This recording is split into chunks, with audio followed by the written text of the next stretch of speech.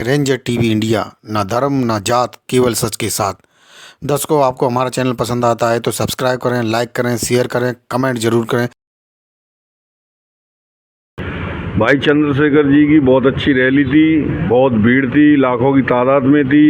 Indira Gandhi stadium में इतनी अंदर भीड़ नहीं थी, उससे भी ज़्यादा बाहर रोडों पे थी, पार्क में थी। अच्छा जुलूस था। धन्यवाद अमित जी। 11 सितंबर को जो रैली हुई थी उसका संदेश गवर्नमेंट को तो जाएगा ही जाएगा, लेकिन पूरे देश के अंदर हर घर में इस बात का संदेश ज़रूर चला गया है कि चंद्रशेखर भाई ने जो काम किया है, किसी भी नेता ने आज तक इस तरीके की जो रैली है, जो समाज के या व्यक्ति के विशेष अधिकारों के प्रति जो सजगता है उनकी, वो आप देखने को मिला। नमस्कार दर्शकों, मैं हूं अमित बोरचन और आप देख रहे हैं रेंजर टीवी इंडिया, ना धर्म ना जात, केवल सत्य के साथ। दर्शकों, जिस प्रकार से 11 सितंबर को जो आज़ाद समाज पार्टी काशीराम और भीम आर्मी के द्वारा जो एक महारैली का आयोजन दिल्ली के इंदिरा गांधी स्टेडियम में किया गया था, उसमें जो आगरा के हमारे वरिष्ठ समाजसेवी और उत्तर प्रदेश संगठन मंत्री आज़ाद समाज पार्टी काशीराम के श्याम प्रकाश बोधी जी वहाँ पर शामिल हुए और उनके साथी भी शामिल हुए।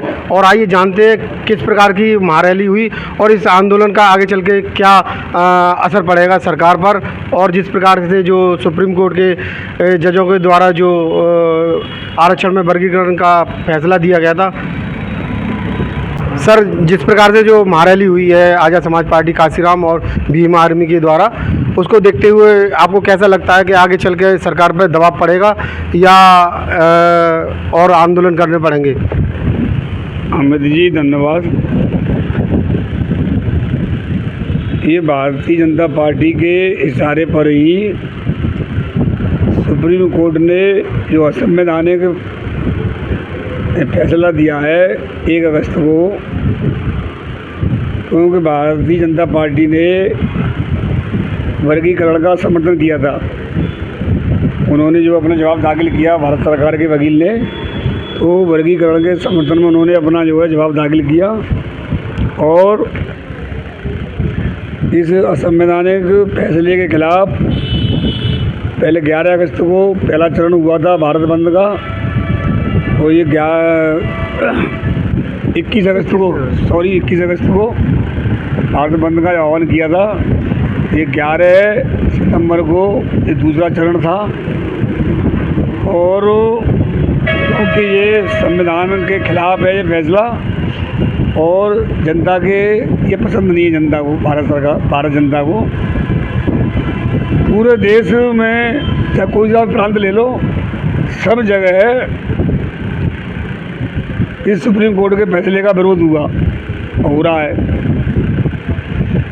तो जब तक भारत सरकार सुप्रीम कोर्ट के इस फैसले को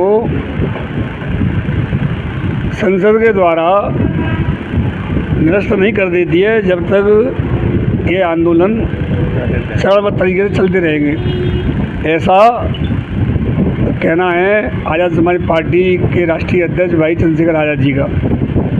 उन्होंने कहा है कि जब तक हम जो है सरकार को इस फैसले को रद्द करने के लिए बाध्य नहीं कर देंगे, जब तक हमारा ये जो आंदोलन चलता रहेगा चरणबद्ध तरीके से। और जो ये 11 सितंबर को अभी जो आंदोलन होना था, वो होना था रामलीला ग्राउंड में। किसी कारणवश जो है वहाँ की परमिशन नहीं दी गई, तो इंदिरा गांधी स्टेडियम दिल्ली में हुआ था। लाखों की संख्या में वहाँ पूरे देश से लोग पहुँचे थे, और उस भीड़ को देख करके भारतीय जनता पार्टी के लोग भी और भाजपा सरकार, जो केंद्रीय सरकार है, ये सोचने पर मजबूर हुई होगी कि ये जनता की आवाज़ है, तो जनता से बड़ा कोई सुप्रीम नहीं है। तो इस सुप्रीम कोर्ट के जो असंवैधानिक आदेश है उसे बदलने के लिए उन्हें सोचना पड़ेगा। दूसरा, इस समय पूरे भारत में तमाम संगठन बने हुए हैं, समाज के नाम पर, अनुसूचित जाति के नाम पर, पिछड़े वर्ग के नाम पर, परंतु सरकार की जो गलत नीतियों का, असंवैधानिक फैसलों का वर्तमान में जो सबसे मुखालफत जो कर रहे हैं वो संगठन है आज़ाद समाज पार्टी कांसीराम भाई चंद्रशेखर जी के नेतृत्व में। अन्यथा तमाम राजनीतिक पार्टियां हैं वो शांत बैठ गई, एक अपनी औपचारिकता पूरी करके, और जनता को ये भी समझ में आ गया कि जिन्होंने संविधान बचाने के नाम पर वोट लिए थे इंडिया गठबंधन ने, तो जब दलितों के खिलाफ जब फैसला आया तो कांग्रेस और समाजवादी पार्टी ने हाथ खड़े कर दिए, वह साथ नहीं आए। इसलिए बहुजन समाज की वो आंखें खुल गई कि सिर्फ ये बहुजनों के नहीं, सिर्फ अपने व्यक्तिगत हित ही है और मनुवाद को मजबूत करने में इनका ज़्यादा इंटरेस्ट रहता है। सर, एक चीज़ और है, जिस प्रकार से जो कलकत्ता में हमारे देश की बेटी की डॉक्टर के साथ में जो रेप हुआ था, उसका मर्डर हुआ था, उसको देखते हुए तो बीजेपी वाले हल्ला मचा रहे हैं वहाँ पे। और जो उत्तर प्रदेश के अंदर और अन्य प्रदेशों में जो जिस प्रकार से हमारी बेटियों के साथ में मतलब वारदातें होती हैं, तो इस विषय पे क्या कहना चाहेंगे कि वहाँ पे तो ममता बनर्जी के द्वारा कह दिया गया कि अगर मैं नहीं संभाल पा रही तो मैं त्यागपत्र दे रही हूँ। क्या इन लोगों को भी त्यागपत्र देना चाहिए, यूपी के मुख्यमंत्री जी को और हमारे भारत देश के प्रधानमंत्री जो ऐसी घटना पर रोक नहीं लगा पा रहे? भारतीय जनता पार्टी का दोहरा चरित्र है। जहाँ भाजपा की सरकारें नहीं हैं वहाँ तो किसी भी घटना को ये तुल देते हैं और ये मौका देखते हैं कि वहाँ की सरकार को बर्खास्त करें, किसी प्रकार से बदनाम करें। परंतु जहाँ जहाँ इनकी सरकारें हैं वहाँ पर आप उठा के देख लीजिए रिकॉर्ड, जहाँ जहाँ भारतीय जनता पार्टी सरकार है वहाँ सबसे ज़्यादा अत्याचार हो रहे हैं, बहन बेटियों के साथ में, लड़कियों के साथ में, दलितों के साथ में, पिछड़ों के साथ में, अल्पसंख्यकों के साथ में।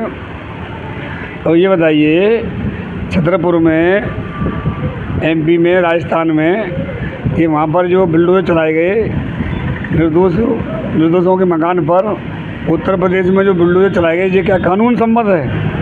ये भी तो संविधान के विरुद्ध है भाई। अगर किसी का मान लो चाहे वो सरकारी ज़मीन पर हो और चाहे उसका जो है मकान बहुत पुराना बना हो, मतलब जो लीगल ज़मीन पर, तो बगैर आप जो है कानून प्रक्रिया पूरी किए हुए कैसे बुलडोजर चला देते हैं? तो तानाशाही है, वो जनता सब देख रही है। आने वाले समय में जो है जनता इनको जो है सबका जवाब दे देगी। इनके पास जो है शिक्षा के लिए पैसा इनके पास नहीं है कि गरीबों, पिछड़ों, दलितों के शिक्षा पर जोर दें। स्वास्थ्य के लिए पैसा नहीं है इनके पास, सिर्फ क्योंकि जनता से पैसा वसूल कर रहे हैं टैक्स के रूप में। यहाँ तक कि आटे पर भी टैक्स लगा दिया। अभी तक किसी गवर्नमेंट ने जो है शिक्षा पर टैक्स नहीं लगाया था, किताबों पर, पेन पर, पेंसिल पर, उस पर भी उन्होंने टैक्स लगा दिया। जीएसटी के रूप में तमाम पैसा वसूल कर रहे हैं। वो खर्च कहाँ कर रहे हैं? ये खर्च कर रहे हैं पूंजीपतियों के लिए, पूंजीपतियों के जो है लोन माफ़ करने के लिए लाखों करोड़ों रुपया माफ़ किया है। अडानी अंबानी जैसे तमाम जो लोग हैं उनके पैसा माफ़ किया है। तो ये इनका कार्य है। इससे जो है देश उन्नति नहीं करेगा, देश को तो गर्त में ले जा रहे हैं। सर, एक सवाल और है आपसे आखिरी, कि जिस प्रकार से जो आज़ाद समाज पार्टी कांसीराम का जो महारैली का आयोजन किया गया था इंदिरा गांधी स्टेडियम में, तो वहाँ पे कार्यक्रम तो आपका बहुत अच्छा रहा, पर एक हमको एक कमी महसूस हुई कि जिस प्रकार से जो वरिष्ठ नागरिक हैं और वरिष्ठ पदाधिकारी हैं जो 60 से ऊपर के लोग हैं, तो उनको बैठने में बड़ी दिक्कत हुई और ये व्यवस्था थोड़ी सी हल्की रही। तो इस विषय पे भी कुछ कहना चाहेंगे आप? नहीं, इस विषय पे क्या कहना है, जो है जो हमारे जो साथी हैं वो व्यवस्था देख रहे थे जो है। इस तरफ उन्होंने ध्यान नहीं दिया हुआ है और उन्हें ध्यान देना चाहिए। तो आपने इस तरफ जो ध्यान खींचा है तो अब जो है आगे से शायद वो ध्यान दें कैसे जो है, क्योंकि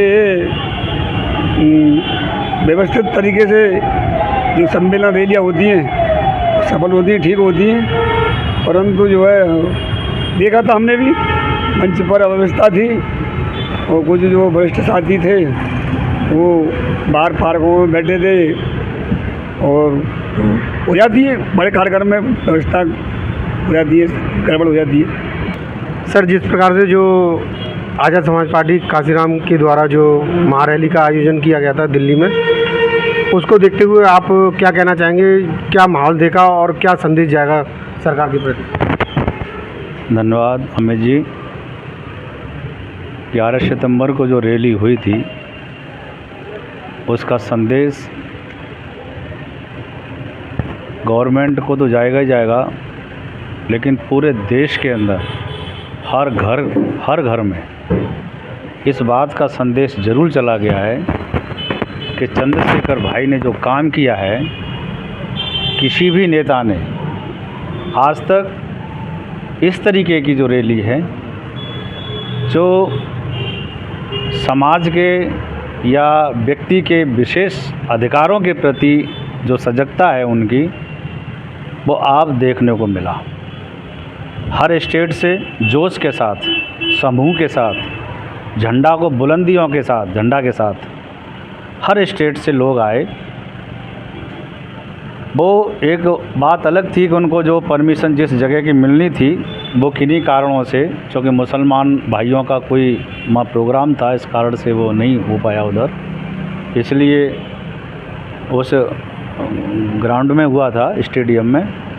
तो जितने कैपेसिटी थी उससे भी ज़्यादा लोग अंदर थे। ग्राउंड पूरा भरा हुआ था, बड़ा ग्राउंड है उसका, और उससे भी ज़्यादा सड़कों पर भी थे लोग। तो कहने का मतलब है कि हर स्टेट से जो लोग आए और ये बता दिया गवर्नमेंट को कि जो तुम कर रहे हो और भाई जी जो आवाज़ उठा रहे हैं हम उनके साथ हैं, और ये देखने को बहुत अच्छा मिला। मतलब सरकार पर कुछ असर पड़ेगा? क्यों नहीं पड़ेगा सरकार पर असर? अभी तो सरकार पर एक ही इतने लोगों के साथ एक उनको डायरेक्शंस दी है। अगर ज़रूरत पड़ेगी तो आंदोलन का धरना होंगे, हर स्टेट में होंगे, हर डिस्ट्रिक्ट में होंगे। सरकार को ये कोटे का जो वर्गीकरण है उसको वापस लेना पड़ेगा। सर, आप भी महारैली में शामिल होने गए थे, तो उसे देखते हुए आप क्या कहना चाहेंगे? और इससे जो महारैली के द्वारा जो संदेश जा रहा है उस विषय पर भी आप क्या कहना चाहेंगे? मैं पढ़ा। अच्छा, धन्यवाद अमित भाई, आपने बहुत अच्छा प्रश्न किया। देखिए, जो हमारी समाज है, जो हमारे देश से बाहर के जितने लोग राजा यहाँ राज करने आए, उन्होंने इनके ऊपर अत्याचार किया। आप बोलो। अच्छा, उनने अत्याचार किया।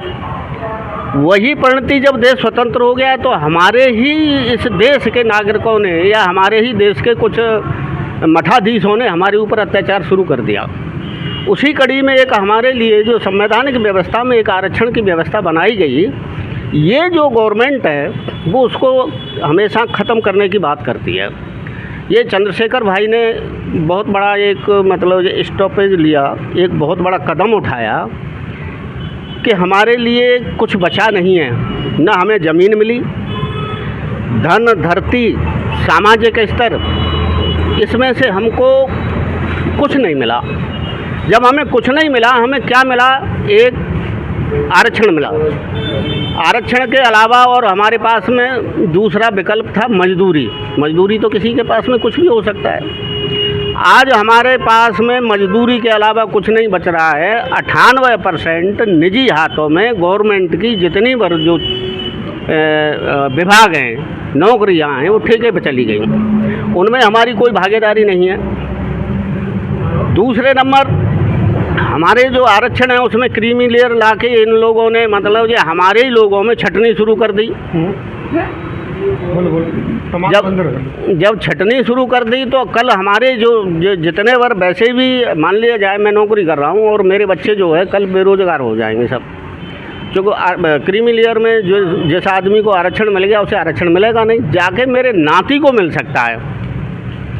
तो ये हमारे साथ में बहुत बड़ा अन्याय है। चाहे हमारा एमएलए हो, एमपी हो, कोई भी हो, जिसने जो आरक्षण का लाभ ले लिया है उसको ये मतलब जो रास्ते से बाहर कर देंगे। तो सबसे बड़ा खतरा हमारा यहाँ होगा, जैसे इसमें कुछ और समाज के लोग भी ऐसी बन के आ गए हैं, कल वही लोग फ़ायदा उठा जाएंगे, हमारा तो कुछ इसमें बचाएगा नहीं। अब राजनीति में तो आ ही गए वो लोग, लेकिन राजनीति के अलावा अब हमारे पास में नौकरी है, कल नौकरी भी नहीं रहेगी। 2% तो वैसे है गवर्नमेंट की, और 2% में भी हमें कुछ मिल नहीं रहा है। 69,000 की भर्ती हमने देखी, तमाम मतलब ये हमने भर्तियां देखी, मतलब उसमें हमारे कोटा कभी पूरे नहीं हुए। और आगे जो हमारी 11 तारीख में जो रैली हुई है, उस रैली का संदेश एक बहुत बड़ा जाएगा। उससे ये जो शासन जो है अंदर खाने हिल गया है, और ये लोगों ने मतलब जो है वहाँ कोई व्यवस्था नहीं, पानी की भी व्यवस्था नहीं थी। 11 बजे तक कोई पानी की व्यवस्था नहीं थी, न वहाँ पे 11 बजे तक कोई एसी चलाई गई, और लैट्रिन की भी कोई सुविधा नहीं थी। जबकि छोटे मोटे प्रोग्रामों में, मेलाओं में मतलब ये क्या बोलते हैं उसको, फ्लैशिंग लैट्रिन भेज दी जाती है, लेकिन वहाँ कोई नहीं थी। मात्र 4 लैट्रिन थी, 4 लेडीज़ों के लिए, 4 जेंट्सों के लिए।